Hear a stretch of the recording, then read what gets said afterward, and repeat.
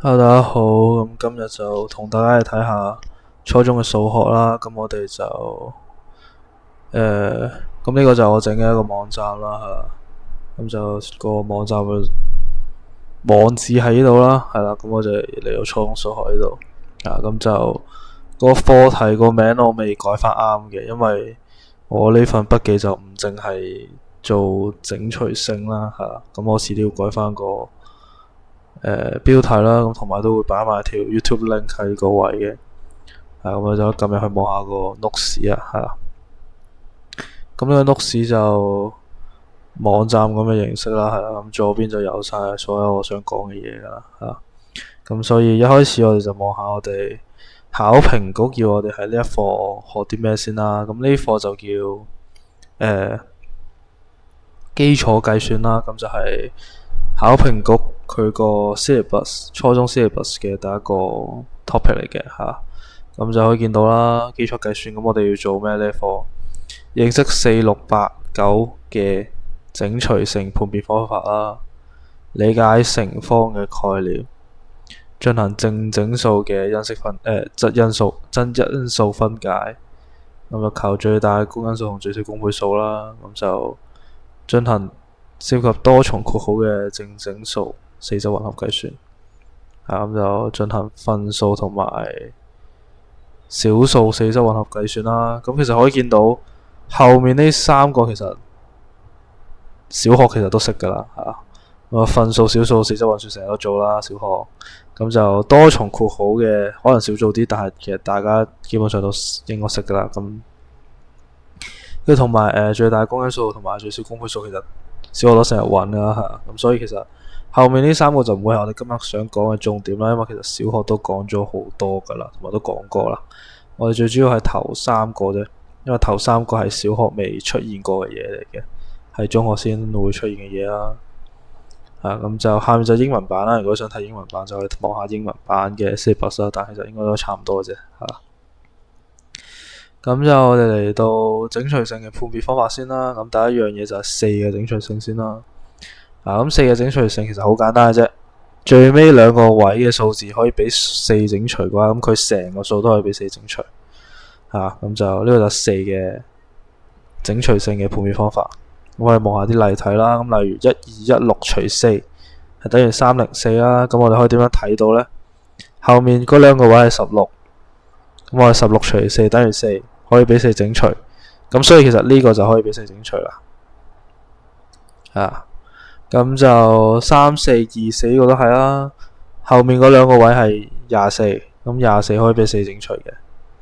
咁所以其實佢成個都可以俾4整除。咁除完之後的確都係啦，等於856。跟住下一個5436，咁你見到最尾嗰兩個位數字係36，咁36除4等於9啦，即係可以俾4整除。所以5436都可以俾4整除，咁你都可以見到啦。除完之後係等於1359嘅。咁所以4嘅整除性判別方法就好簡單嘅啫，就係最尾嗰兩個位可以俾4整除，咁佢就成個數可以俾4整除噶啦。好，下一個6嘅整除性，咁就6嘅整除性就係佢可以同時俾2同埋3整除到。咁佢成個數就可以俾4整除噶啦。咁都係啦，我哋嚟睇啲例子啦。呢度246除6等於41，佢可以俾6整除啦。咁我同時睇埋23啦。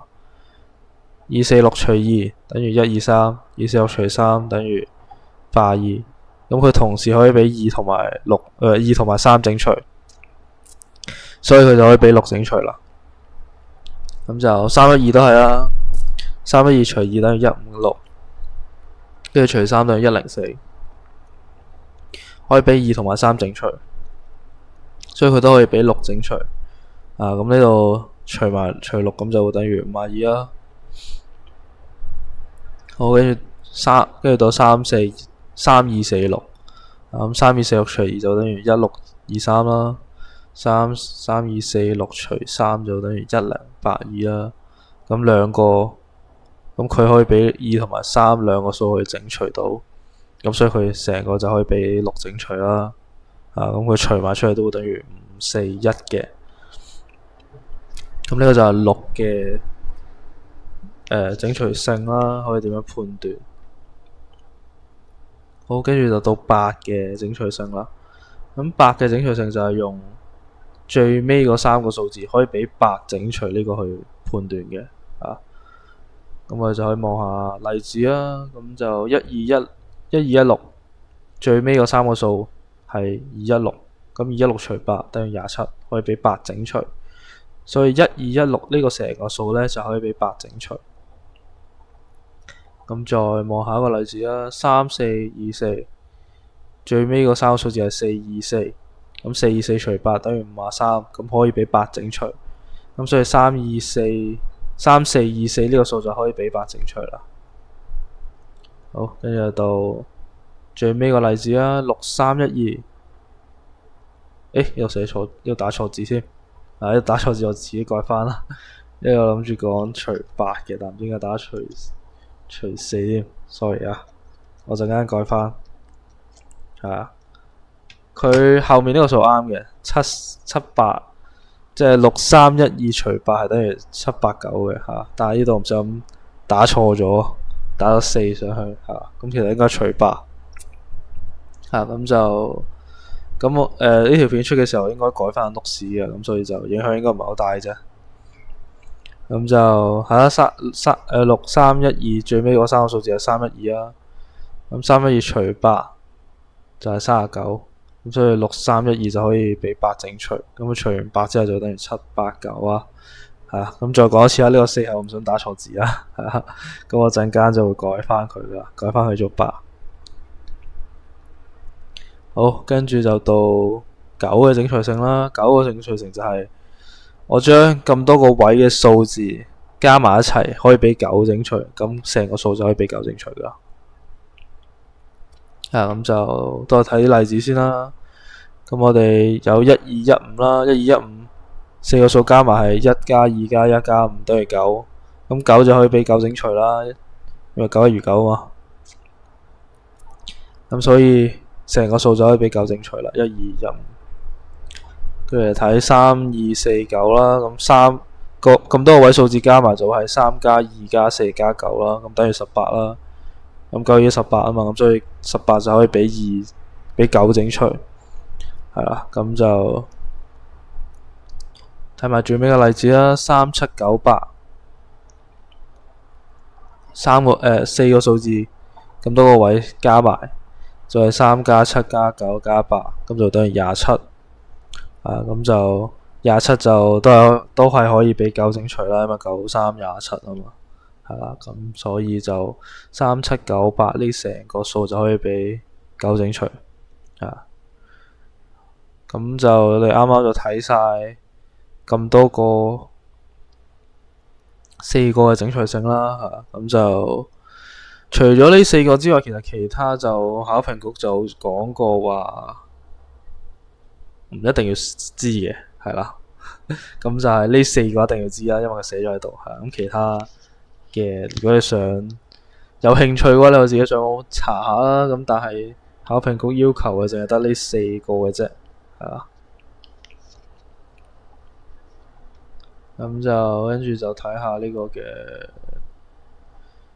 嘅乘方啦，或者叫次方啦。我哋咁英文就係 power 啦。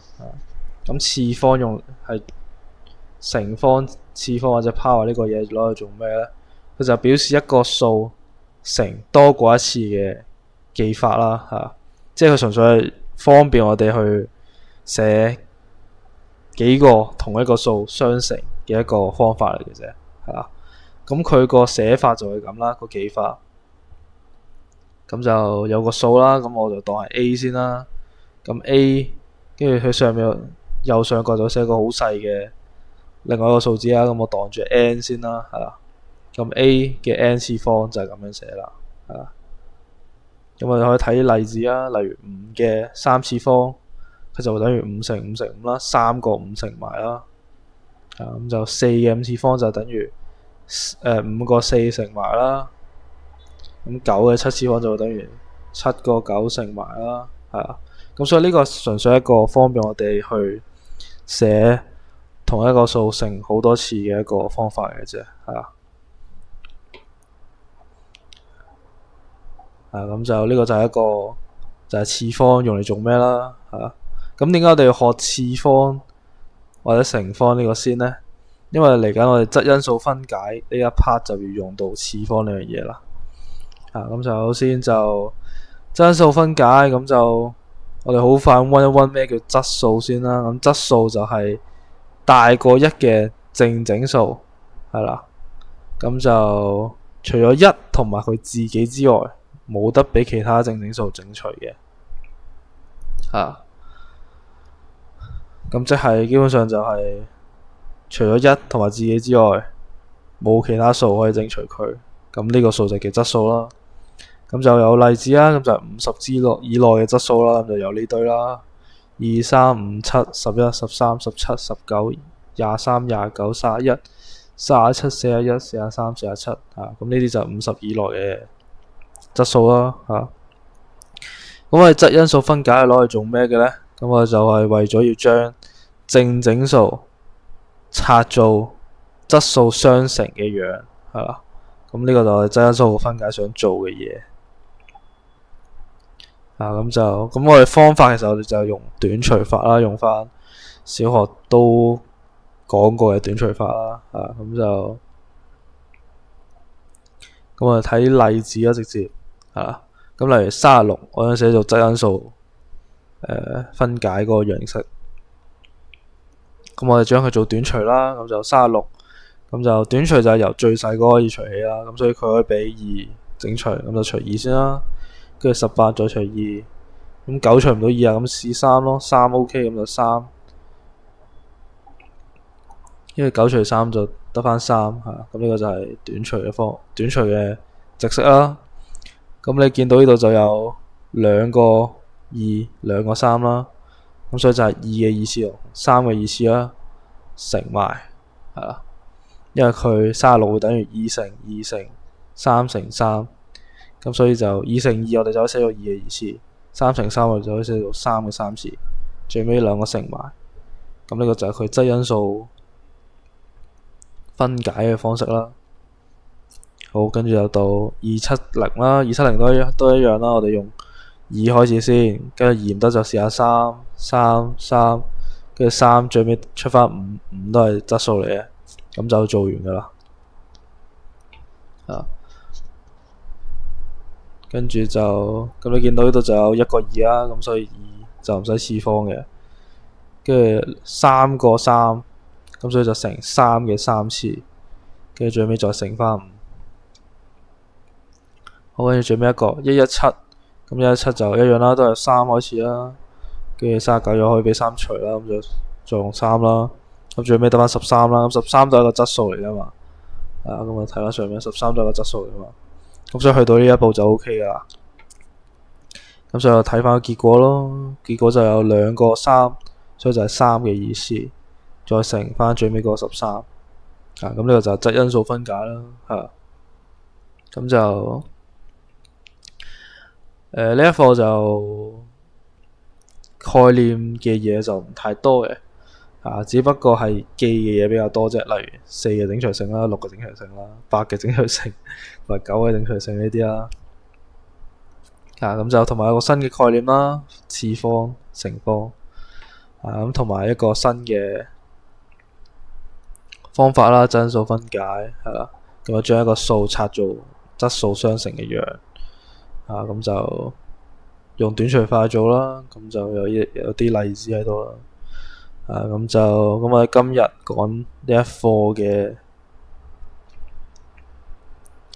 講呢課嘢嘅講呢課就嚟到呢度先啦。咁我哋下次再講其他嘅課題啦。